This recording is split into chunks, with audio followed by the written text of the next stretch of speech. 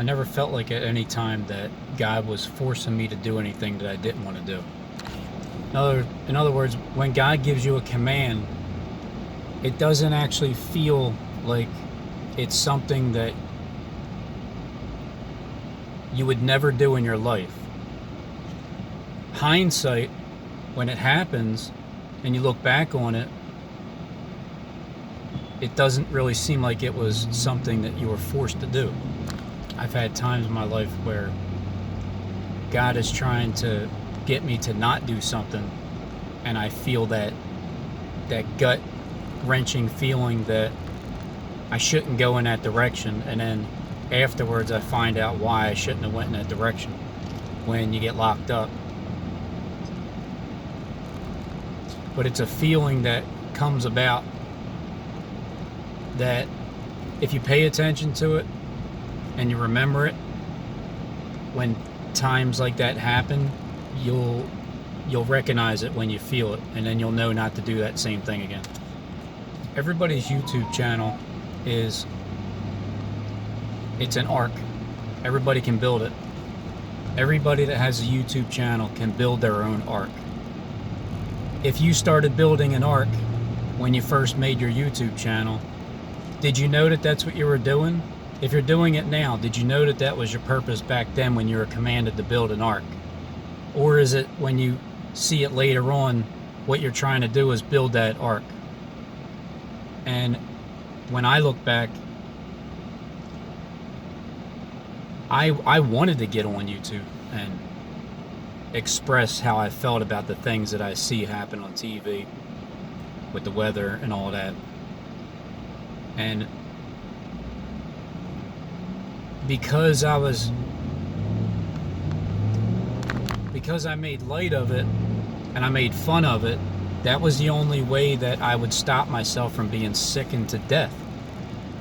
And then I just kept sending those signals out to whoever will listen, not realizing what I'm even getting myself into.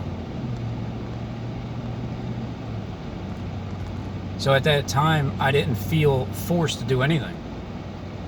And if God was giving me a command back then, well, I didn't feel like it was something that I really didn't want to do. When I was getting in trouble, stealing stuff, that was the feeling that I would get, that I knew I shouldn't be. Obviously, you know you shouldn't be doing, but really to an extent of this time, you're actually going to get caught, stupid. Like that feeling. I had that feeling, and I didn't listen, and then I got caught. And I did it like 3 more times in a row in 2004. Non-stop. Worst year of my life. Transitioning from the worst year to the best years because of going. It's the only way that I was going to be straightened up is when God teaches me a lesson and keeps me there for good. Yeah, it might happen again, but this time it ain't something that I actually did wrong. And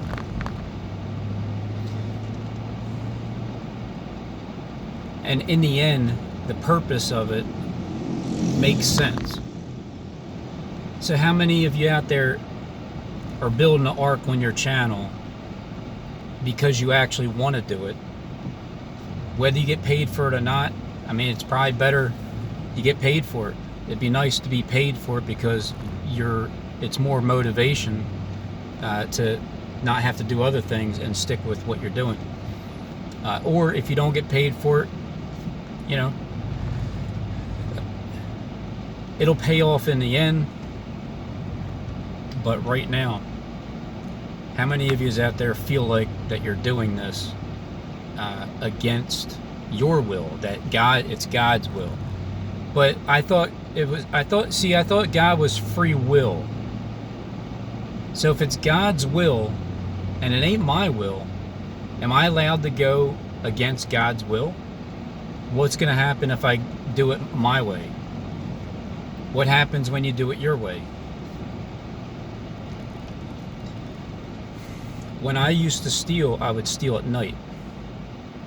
And I would try to be on as many Xanax as possible, usually like 5, And I would steal at night in the dark because I thought, who can see me if I'm in the dark? That's what I thought back then when I was going against the will of God, because obviously steal and thou shalt not steal. I knew I shouldn't steal, and I didn't even have to steal, but I had a past where it was my addiction, basically, from growing up being poor, wanting things. You steal, and then it's like embedded in you. And then when you start making good money, it's like that thing is still there, but that was only there because the desire was still there, the Xanax addiction was still there, and combined with being in a bad relationship, things tend to get you to listen to demons a lot quicker. So as I was stealing in the dark, I thought, no one who can seeth me, who can heareth what I'm doing. I didn't think anybody would know, but see, God knew that I was going to get locked up, and He told me. I didn't even hear anything. I just felt it in my gut, and I was so mad because of the relationship I was in. I didn't care. I just went out anyway and stole when I got caught. So when you're trying to do things in the dark, God can see that. He'll reveal it to you somehow. And when you're getting ready to continually do something in the dark, like I was stealing, he let me know that, number one, I'm gonna get caught, and number two, that He was right. And that is the kick in the teeth. If you don't learn from that, you get the feeling He's telling you you're going to get caught. And then when you do get caught, He tells you, I told you so, stupid. When are you going to listen to me? It took me a while to listen. So I understand people that just don't want to repent because there's no limit. I had to go to a limit. I get it. I don't judge people for that whatsoever, because it's at your timing. When you finally hit the brick wall, well, there's God. God's the wall. He's the wall. Hey, that's what He says to you. Hey, when you're in jail. Hey, Robin. Hey, I'm the wall. Remember you were trying to go through this wall? Yeah, I remember, Lord. Because you hit the wall hard. It hurts. It sucks. But if you have a way out, like you get bailed out, if you can escape, like the rapture, if you think you're going to escape, and you're going to be raptured up somewhere. You may even be raptured. I may even be raptured. I may even go up there and they might try to play tricks on me. You might be able to go up there and they might try to play tricks on you. They may take a group of people up there to make it seem like you're really going to leave the earth. What's the point of, what would be the point of God even coming into the world in the spirit just to allow everybody to blow it up and destroy it?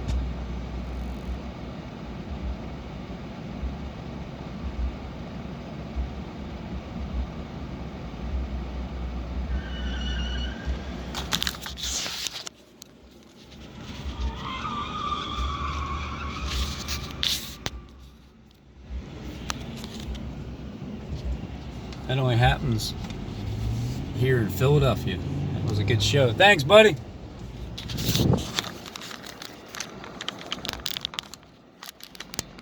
Yep.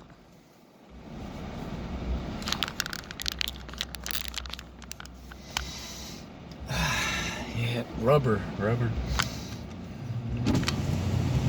I like that smell. Burnt rubber. Which reminds me, there was quite a few times when the cops tried to pull me over, and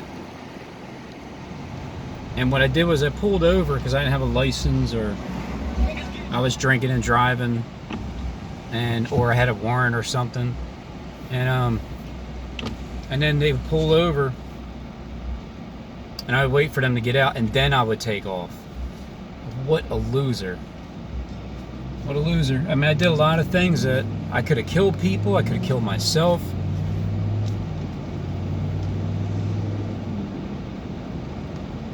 But when you don't think twice, you don't care. So I didn't care. And I kept getting in trouble, but I kept getting bailed out because I was still able to get out. And so therefore, it was still unlimited.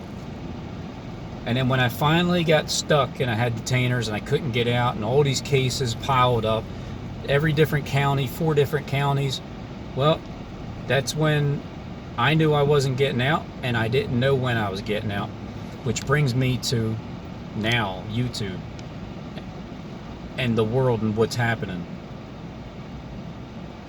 I don't know when that crossroad takes place and I see it with my own eyes in front of me, and then from that point on it continually gets better and better and better, and there's no tricks being played at all from anybody. There's no deliberate trying to get people to interpret what you're saying in the wrong way. There's none of that no more. But not knowing when you're getting out of jail, it's the same right now, not knowing when this thing is going to end. You know, there are the 70 years that were determined, so you got to take the nation of Israel into account, 1948, 70 years.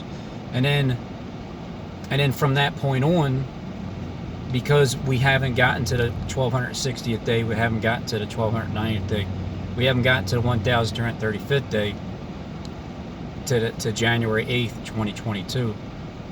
And then all the other numbers that you can go by in the Bible, because they haven't come to pass yet. Who knows but you, the who knows behind the scenes, you know. Obviously the ones know you're doing it, so you know. You're like the warden, that you get to come to the jail, but you also get to leave. So you're in control. You visit the jail, us, but you get to leave and go home. And you know the schedule of everything. So down here on earth, going through this, I know there's a lot of people that are playing that character where you're on earth and you're going through this and you're communicating with people that ultimately you're all communicating with God, the Spirit.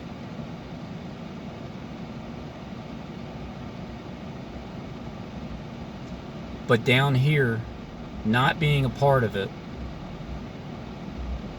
and not knowing when I'm getting out, meaning staying right here on this earth. I don't plan on going anywhere.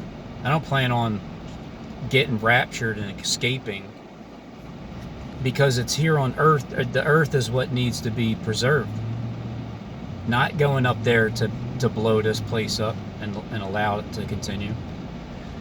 But I mean, if God didn't reveal anything to his prophets, then it's looking like the world would be ending. So that's the only reason why the world's not going to end, is because things have been revealed, the truth is known, and you can't be fooled by it. Therefore, the Bible comes alive, and everybody has to go by the Bible. You got to go by it, but you got to go by the right interpretation. So for everybody that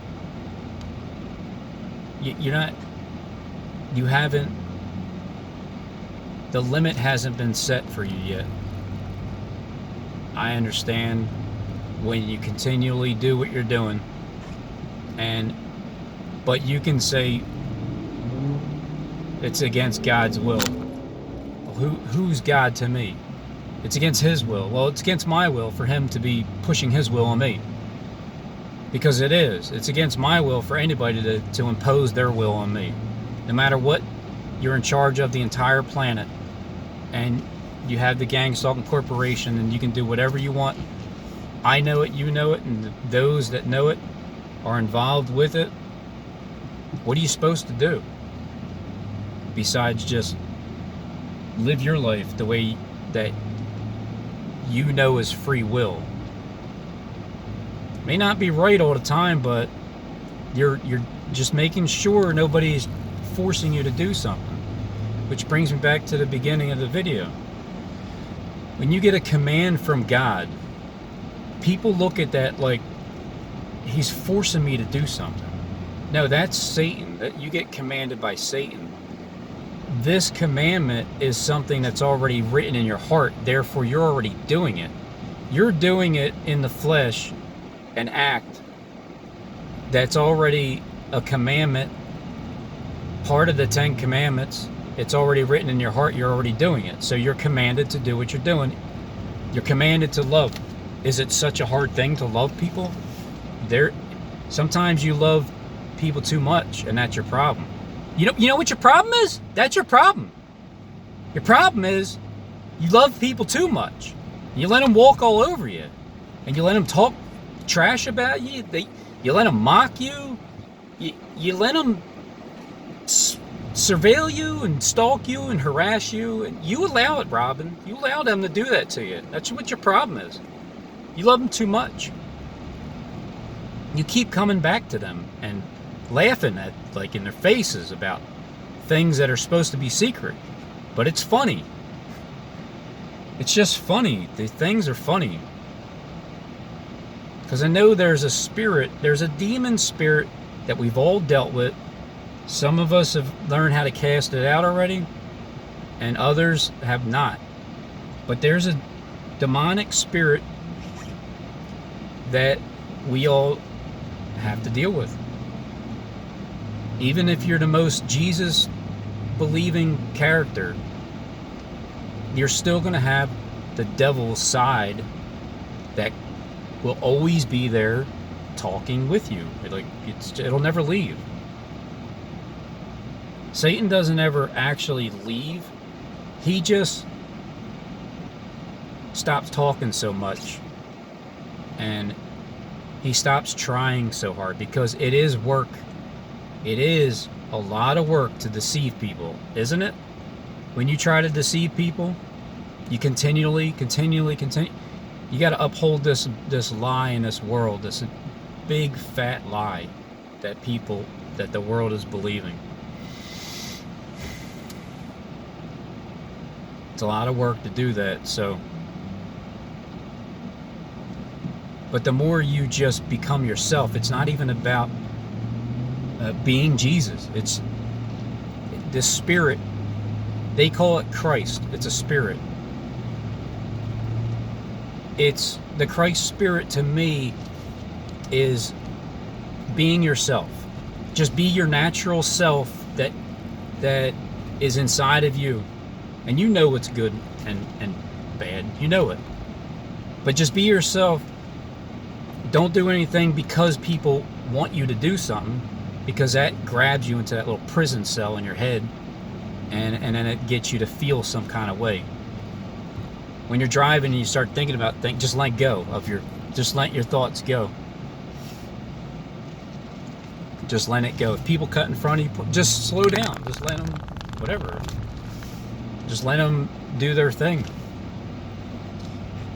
Let stuff go. And really feel that feeling of complete peace, because your mind can get you so worked up over stuff. My mind has gotten me so worked up. I've experienced things that I'll never experience in my head. I mean physically, but I've already experienced them in my head.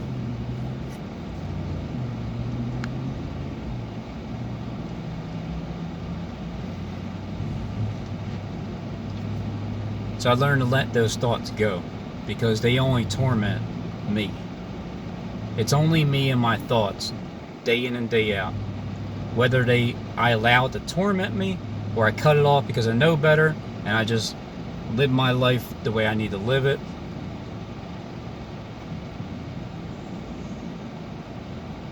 I may be just watching and listening more instead of talking. I might take Kim's advice on that and just listen a little bit more and just shut up.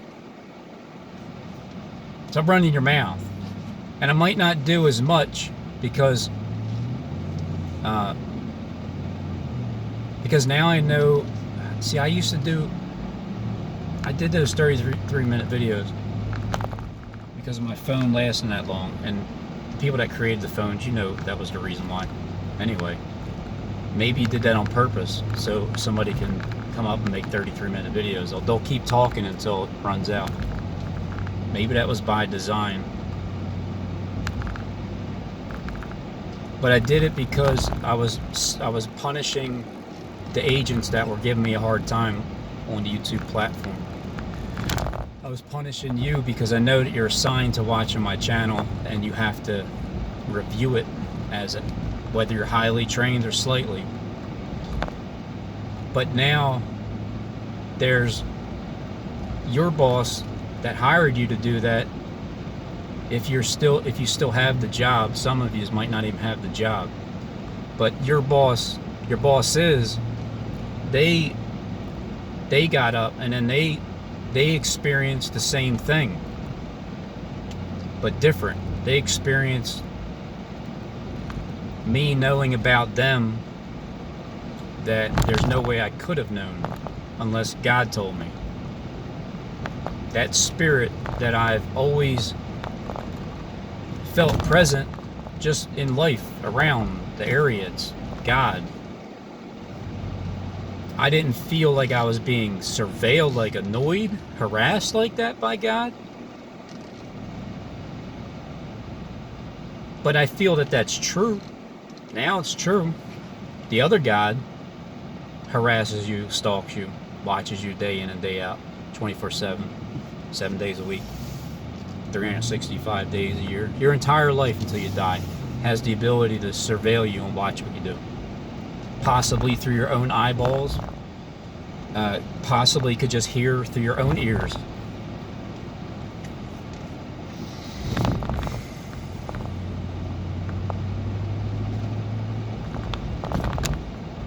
So I may be giving them a break because I do understand that you still got a world to run. You still got events to plan. And I gotta be patient and realize that they have 42 months to act. It's not up. The 42 months isn't up. But when did it start? Hopefully it started at the 70th year anniversary, May 14th, 2018. And then we're right at that end point. Hopefully it's just because I showed up early and got to this point now, and then everybody was playing the same way that I felt. Like in the beginning, how I felt and what I didn't even know. There's a lot of people playing that now. They actually do feel that same way, but they were acting like they were going to feel that same way. You're acting like but see, the thing is, you know the ending of it. That would be the major difference. I don't really know the ending, and you guys do know the ending.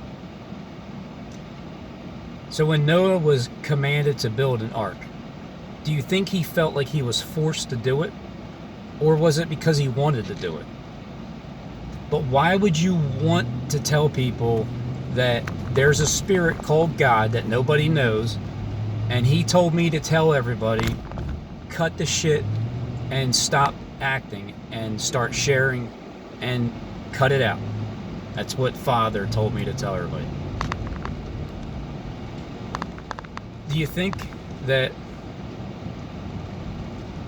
at one point you might be like, what did I get myself into? How am I supposed to continually build this boat? Material's so damn expensive. How do you expect me to get money to build a boat, but yet I gotta work in order to buy material or hire people to help me build this boat. But don't you know the giants in all the movies I've seen, they have like big giants. The giants helped Noah build the boat, because how else could he build it? He needed to get all that timber on his shoulder and just walk around it. Look at how holy I am at Lowe's. Did some nails on it. But he had to he had to at least cut the trees down and then plane them to, make the 2x4s or whatever he made the giant boat out of. And that would be the literal interpretation. The actual interpretation is what they're playing out literally.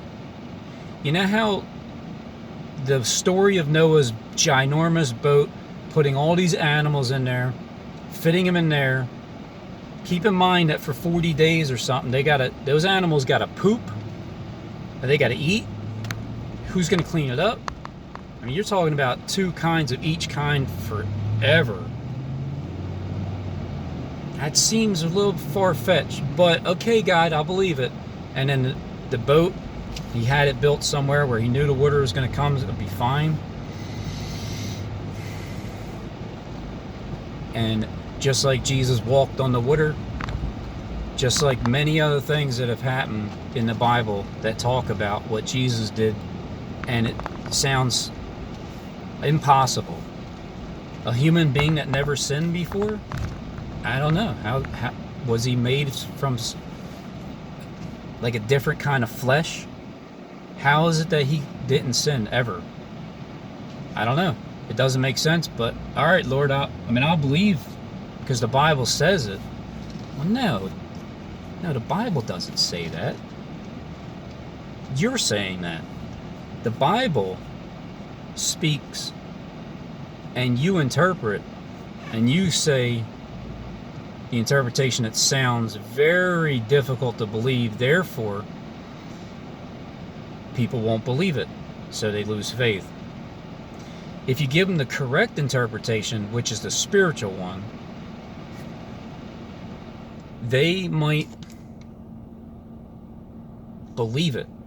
If you give them the actual interpretation, which is what the world is doing behind the scenes with taking the animals, what Kim teaches, what Kleck is talking about, the host body system, male, female, God creating he, him in the beginning, creating his own, which is Satan creating that. Noah would be someone that has the ability, their actual Noah interpretation would be someone from the inside that does that's able to, that has either the idea, the patent, surgically, it's your idea. And then the spiritual one, which is hopping on YouTube and making, building an ark out of nothing. Like building an ark out of nothing. Nothing at all. No wood, no material,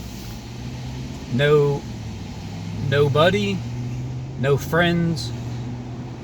I never knew anybody before YouTube, 4 and some change years ago. Building an ark out of nothing. No backing, no sponsorships, no money, no backing from my family. I mean, well, some, in the beginning, what I'm saying, there's no, family doesn't, like, what are you talking about? But because things sound so ridiculous, it's hard for family to really have my back. And I understand it. I get it. I understand it. It's expected. In the end, things will be proven. In the meantime, it's like this. Building an ark for free. Building an ark because I was commanded to. I never felt forced to do anything. I even made sure that I fasted and stopped uploading videos because I didn't want to feel like I had to do them every single day. I just wanted to make sure that I had my own free will. I continually talk about whatever it is on my mind, because demons have been cast out of my mind because of demons being pushed in my direction purposely by YouTube's best. Not only YouTube's best, but can I say the people that run the planet have tried their best? Can I say that? Because they did create everything that's on this earth. So what do you think? Someone created YouTube that they don't really know who runs the planet? I don't think that's quite possible.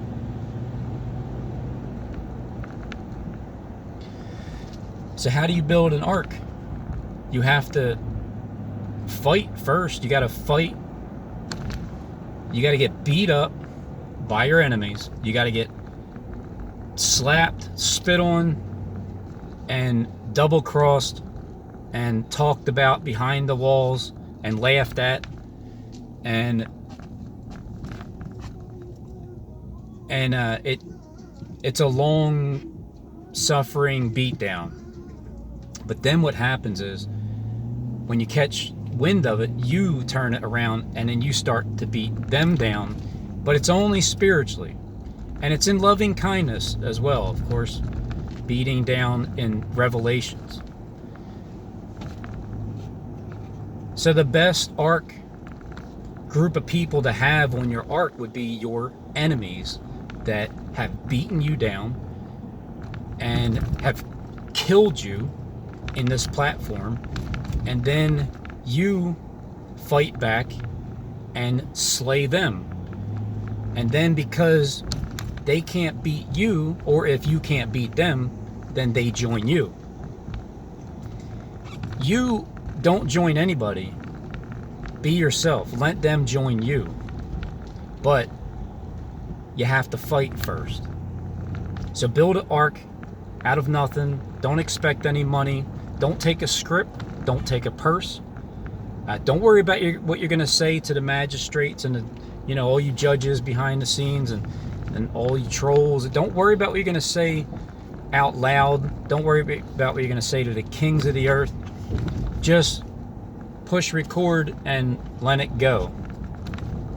Let it go. And then here. So here's my ark. This is my YouTube ark. The ones that joined aren't fully public yet, but to me, I also understand that there's a trust factor with everybody, but you have to discern correctly the time. What time are we in? Don't let them try to make you a king when you've already succeeded.